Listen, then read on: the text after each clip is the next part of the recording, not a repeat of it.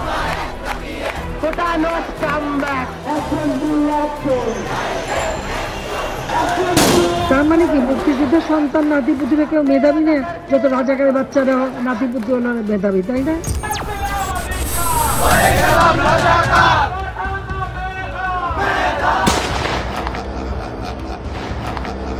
আমার পিঠে 7.62 একটা রাইফেলে গুলি লাগে এবং আমার মেরুদণ্ডের D11 এবং D12 দুইটা হাড্ডি ভেঙে যায়।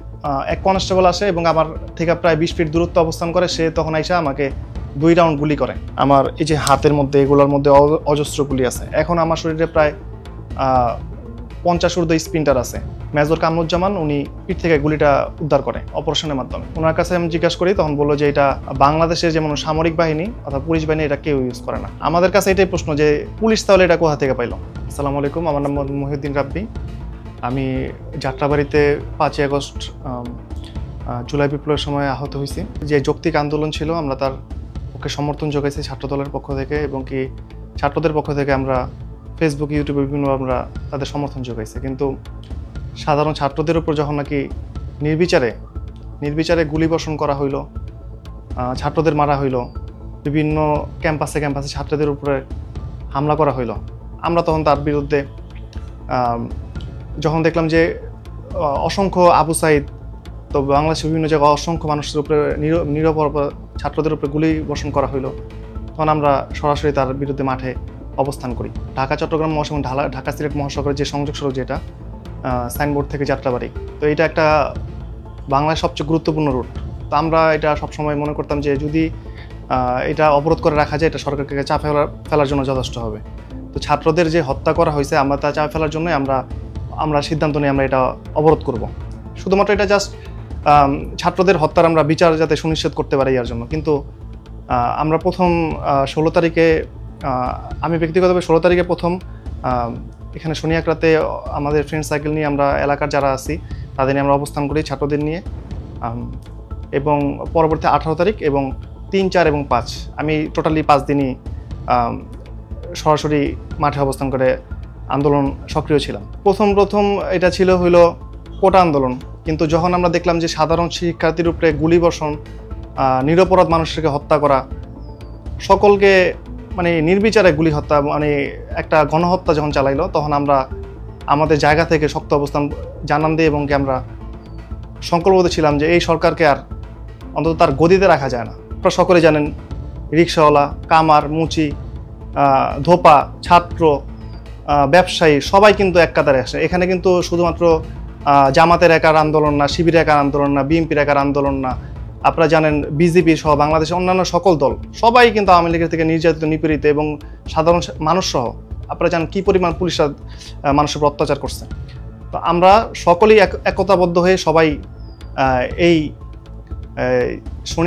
যাত্রাবাড়ি থেকে সাইনবোর্ড পর্যন্ত, যেখানে যে অবরোধ কার্যক্রম করি, পর্যায়ক্রমে তারা হেলিকপ্টার এখানে গুলি বর্ষণ করে, বিভিন্ন উঁচু বিল্ডিংয়ের থেকে স্নাইপিং করে ছাত্রদের হত্যা করা শুরু করে। তো সংখ্যাটা প্রথম ছিল 300, ওইখান থেকে মনে হয় 5 আগস্টের দিন এই শুধুমাত্র যাত্রাবাড়ি থেকে সাইনবোর্ড পর্যন্ত মানুষ ছিল 3 লাখ। কারণ শুধুমাত্র তাদের এই গুলি বর্ষণ করার কারণে, সাধারণ ছাত্রদের হত্যা করার কারণে মানুষ একতাবদ্ধ হতে থাকে। তখন সর্বশ্রেণী মানুষ, প্রত্যেকটা বাড়িওয়ালা, ভাড়াটিয়া, শনিয়াকড়ার আশেপাশে মানুষ, যাত্রাবাড়ি যারা মানুষ ছিল, তারা আমাদেরকে যথেষ্ট হেল্প করছে। 16, 18 এবং 3, 4, 5 এই 5 দিন আন্দোলনে অংশগ্রহণ করি। 4 তারিখ যখন রাত্রেবেলা জানতে পারি যে এটা এক দফা ঘোষণা আইসা পড়ছে, 9 দফা থেকে 1 দফা আন্দোলন হয়ে গেছে, যে সরকার পতনের জন্য যেভাবে সরকার পতন আন্দোলন করা হবে, আমরা তাদের সমর্থন যোগাই এবং আমরা সংকল্পবদ্ধ হই 5 তারিখে আমরা এইখানে যেভাবে হোক আমরা গণভবন মুখী হব। 5 তারিখে আমরা যখন তখন বাজে প্রায় 1:30 বাজে যাত্রাবাড়ি থানা, আমরা যখন নাকি কাজলা পার হই, তখনই দেখি যে মুহুর্মুহু গুলি বর্ষণ করা হয়। তো গুলি বর্ষণকে আমরা যখন পিছনে হটি এবং আমরা কাজলাতে কিছুক্ষণ অবস্থান করি, তখন বেলা প্রায় 2টা সামথিং বাজে। তখন দেখি যে ফ্লাইওভারের উপর থেকে, নিচে থেকে কিছু বিচ্ছিন্ন গুলির কারণে কিছু লাশ আসতে থাকে। আমরা তখন ওইখানে অবস্থান করি এবং আমরা অবস্থান দেখার পরিস্থিতি নিরূপণ করি যে এটা কী করা যায়, আমরা কি সামনের দিকে আগাবো কি আগাবো না। এর মধ্যে আমাদের কাছে খবর আসে যে যাত্রাবাড়ি থানার সামনে সেনাবাহিনীর অবস্থান করতেছে এবং কি তারা পুলিশদেরকে বোঝানোর চেষ্টা করতেছে এবং যারা ছাত্র আছে তাদের বোঝানোর চেষ্টা করতেছে যে এখানে অলরেডি সরকার পতন হয়ে গেছে, 2টা সামথিং বাজে তখন, যে আপনারা কোনো গুলি বর্ষণ করেন না। তো আমাদের এখান থেকে তখন কাজদাতেই প্রায় লক্ষ লক্ষ লোক ছিল। তো আমাদের এখান থেকে প্রায় আমাদের যে মিছিল ছিল এখানে প্রায় 3 থেকে 4 হাজার লোক হবে। তো আমাদের এই 3-4 হাজারের যে ছোট মিছিলটা, এটাই যাত্রাবাড়ি পার হয়ে আমরা যখন গণভবনমুখী হইতে চাই, তো আমরা ছিলাম মিছিল একদম শেষ পর্যায়ে। তো মিছিলটা মোটামুটি যখন একদম ক্রস করে যখন যাত্রাবাড়ি শেষ হয়ে যায়, ওই সময়ই আপনারা দেখবেন যে থানার সামনে সেনাবাহিনীর অবস্থান করে এবং কি তারা 2 পক্ষের বোঝানোর চেষ্টা করে। যেমন কিছুক্ষণ আগে যেমন ছাত্রদেরকে যেমন গুলি করতেছিল, তখন ছাত্ররা এতটুকু বুঝাইতেছিল যে তাদেরকে আপনারা গুলি করার জন্য মানা করেন এবং কি তাদেরকে আত্মসমর্পণ করতে বলেন, যাতে করে তারা আর কোনো গুলিবিদ্ধ না করে, তারা যেন এভাবে অবস্থান তাদের পরিষ্কার করে। কিন্তু এক পর্যায়ে দেখা গেছে যে হুট করে পুলিশ অতর্কিতভাবে, আমরা তখন থানার সামনে অবস্থান করি, এই সময় পুলিশ অতর্কিতভাবে বের হয়ে ব্রাশ ফায়ার শুরু করে এবং প্রথমে আমরা পিলারের পিছনে কিছু কিছু অবস্থান নেই, পরে আইল্যান্ডের পিছনে অবস্থান নেই, কিন্তু ছাদ থেকে এবং পুলিশের পুরাতন বিল্ডিং যে 2 তলা, ওইখান থেকে নিচে থেকে তিনো জায়গা থেকে প্রায় মুহুর্মুহু গুলি বর্ষণ করা হয়। তো আমরা যারা কিছুটা লুকায় ছিলাম, তাও তাদের গুলির হাত থেকে আমরা বাঁচতে পারিনি। আমার পিছনে প্রথম যখন নাকি মুহুর্মুহু গুলি বর্ষণ হয়, আমরা তখন হতবিম্ব হয়ে যাই যে এখানে কী হইতেছে। তখনই আমি তখন একটু সামনে যাত্রাবাড়ির দিকে যখন আমরা মুভমেন্ট করতে থাকি যে আমরা যেখানে এখান থেকে বাঁচতে হইব, তখন আমার পিঠে 7.62 একটা রাইফেলে গুলি লাগে এবং আমার মেরুদণ্ডের D11 এবং D12 2টা হাড্ডি ভেঙে যায়, সাথে সাথে আমার নিচে সাইড প্যারালাইজড হয়ে যায়। তখন তো আমার অবস্থা খুবই খারাপ। আমি বাসায় কিছুটা সময় পাইছি, হয়তো 30 সেকেন্ড সময় পাইছি, এর মধ্যে পুলিশ এসে পড়ছে। এর মধ্যে বাসায় ফোন দিই, দেওয়ার পরে আম্মুকে জাস্ট একটু বলতে পারছে যে আম্মু আমি যাত্রাবাড়িতে গুলিবিদ্ধ হয়েছে। এর মধ্যেই পুলিশ আইসা আমার হাতে লাথি মারে এবং কি মোবাইলটা ফালায় দেয় এবং আমাকে অকথ্য ভাষায় গালিগালাজ করে। ওইখানে সম্ভবত পুলিশ উচ্চপদস্থ কোনো কর্মকর্তা হবে, সে আউটড্রেসে ছিল, সাথে এক কনস্টেবল আসে, সেও অনেক গালাগালি করে এবং কি দূর থেকে মোটামুটি 20 থেকে ওইখানে ছিল হইলো মাদারচোদ, ছাত্র আন্দোলন করতে আসছিস, হ্যাঁ শেখ হাসিনার নামাবি, তো এই আশা কখনো পূর্ণ হইব না। কিন্তু তারা তখনও জানে না যে শেখ হাসিনা অলরেডি তাদেরকে সে অলরেডি পালায় গেছে, তাদের কাছে ওই নিউজ ছিল না। তারা কনফিডেন্স ছিল যে যেভাবে হোক ছাত্রদের হত্যা করে হলেও এই আন্দোলন রুখতে হবে। তো যখন এই গুলি করা হয়, তখনই এক কনস্টেবল আসে এবং আমার থেকে প্রায় 20 ফিট দূরত্ব অবস্থান করে। সে তখন আইসা আমাকে 2 রাউন্ড গুলি করে। ওইখানে আপনারা দেখলে হয়তো দেখতে পারবেন আমার এই যে ডান চোখটা অন্ধ, এখানে আমার স্পিনটা লাগে, আমার এই চোখের ভিতরে রেটিনা নষ্ট হয়ে গেছে, আমার এই দাঁত 2টা ভেঙে গেছে, আমার এই কপালে মাথার মধ্যে এখানে অজস্র গুলি আছে এবং কি আমার এই যে হাতের মধ্যে এগুলোর মধ্যে অজস্র গুলি আছে। এখন আমার শরীরে প্রায় 50 ঊর্ধ্ব স্পিনটার আছে। বের করছি প্রায় অনেকগুলো টিপা যেগুলো আমি মানে সুস্থ কিছুটা যখন সুস্থ 5 দিন পর আমার যখন জ্ঞান ফিরে, তখন আমি এগুলো হাত দিয়ে টিপা যেগুলো বের করতে পারছি ওগুলো করছি। আর ম্যাক্সিমাম আসলে ভিতরে রয়ে গেছে 50-60টার মতো। আমার গুলিটা মূলত সিএমএইচ আমি চিকিৎসাধীন ছিলাম, ওইখানে তারা শনাক্ত করে এবং কি তারা পিঠ থেকে ওই গুলিটা, মেজর কামরুজ্জামান উনি এই পিঠ থেকে গুলিটা উদ্ধার করে অপারেশনের মাধ্যমে। তো ওনার কাছে আমি জিজ্ঞাসা করি, তখন বললো যে এটা বাংলাদেশের যেমন সামরিক বাহিনী অর্থাৎ পুলিশ বাহিনী এটা কেউ ইউজ করে না। তো আমাদের কাছে এটাই প্রশ্ন যে পুলিশ তাহলে এটা কোথা থেকে পাইল, পুলিশ তাহলে এগুলো কোথা থেকে পাইল। এবং কি আমি যখন নাকি গুলিবিদ্ধ যখন শুয়েছিলাম, তখনই আমি দেখি যে পিলারের পিছনে যে 8 থেকে 10 জন যাদের হত্যা করা হয়, এগুলি সব আমার চোখের সামনে হয়েছে।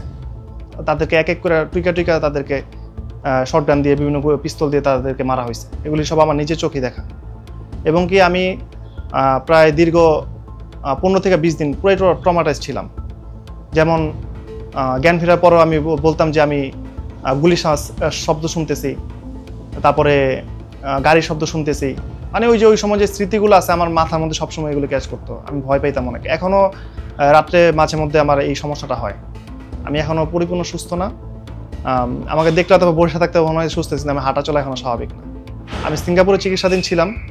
ওইখানে ডাক্তাররা বলছে যে চোখের ব্যাপারটা এটার কখনোই সম্ভব না ভালো হওয়া। আর আপনার যে মেরুদণ্ডে যে গুলি লাগছে, যে 2টা হাড় ক্রাস্ট হয়ে গেছে, একদম চূর্ণ বিচূর্ণ হয়ে গেছে, রিপ্লেসমেন্ট করার থেকে আপনার অথবা ধীরে ধীরে সুস্থ হওয়াটাই আপনার বেটার হবে। এখন 11 মাস চলে প্রায় রানিং। আশা করা যায় আরও 1-2 বছর লাগতে পারে রিকভারি করতে। আমার যখন 5ই আগস্টে যখন দুপুর সম্ভবত 2:30 বাজে, তখনই পিঠে যখন গুলি লাগে, তখন তো আমি আম্মুরে ফোন দিই। এর মধ্যে ওরা আমার মোবাইলটা লাথি দিয়ে ফালায় দেয়। তখন তো আমি উপরে শুয়ে থাকি। এর মধ্যেই পিলারের পিছন যে ছাত্রদেরকে গুলি করে হত্যা করাতেছে, এগুলো সব আমার চোখের সামনে হয়েছে। এবং কি তারা 7.62 একটা গুলি করার আমার পিঠে লাগে প্রথমে, তারপর ওরা 2 রাউন্ড তারা শটগানে গুলি করছে মৃত্যু নিশ্চিত করার জন্য। ওইখানে আমি পড়ে ছিলাম, তারা হয়তো ভাবছে যে মারা গেছে। তারা মৃত্যু নিশ্চিত করার জন্য, যেমন পিলারের পিছনে যারা ছিল তাদেরকে মারা হয়েছে, তারাও ভাবছে যে এই তাদেরকে ওরে যেহেতু প্রথম 1 রাউন্ড গুলি করা হয়েছে, সে ওইখানে আহত ছিল, শটগান দিয়ে আর 2 রাউন্ড গুলি করা হয়েছে আমার মৃত্যু নিশ্চিত করার জন্য। তারা মৃতভাবে আমাকে ফেলে রেখে গেছে। পরে আমি যখন আমার নিজে আবিষ্কার করলাম প্রায় ঢাকা মেডিকেলে, তখন আমার মোটামুটি জ্ঞান আসছে। তো ওইখানে যারা রিক্সা দিয়ে নিয়ে গেছে, তারপরে অ্যাম্বুলেন্স দিয়ে নিয়ে গেছে, তারা ওইখানে আমাদেরকে একজন স্বেচ্ছাসেবী আপা ছিল, সুমি আপা, তারপরে সানি করে, তাদের সাথে আমার এখনও দেখা হয়নি। যখন ওই মুহূর্তে আমি তাদের সাথে জাস্ট কথা বলতে পারছিলাম যে আপা আমাকে যেভাবে সাহায্য করেন, তারা আমাকে এভাবে সাহায্য করছে। আমার যেহেতু আমার পিঠে গুলি লাগছে, আমি সেই রাইফেলটা আমি দেখিও না যে কী দিয়ে গুলি করা হয়েছে, কিন্তু এটা থানার অপোজিটে থাকার কারণে ডান পাশ দিয়ে যেহেতু গুলিটা ঢুকছে, আমি পশ্চিমমুখে ছিলাম, এটা থানা থেকে গুলিটা করা হয়েছে। তবে ওই পিস্তলের যে গুলির যে ধরনটা, ওইটা থেকেই ওইখানের যে ডাক্তার ছিল তারা এটা শনাক্ত করে, এটা 7.62 রাইফেলের গুলি। এটা চিকিৎসার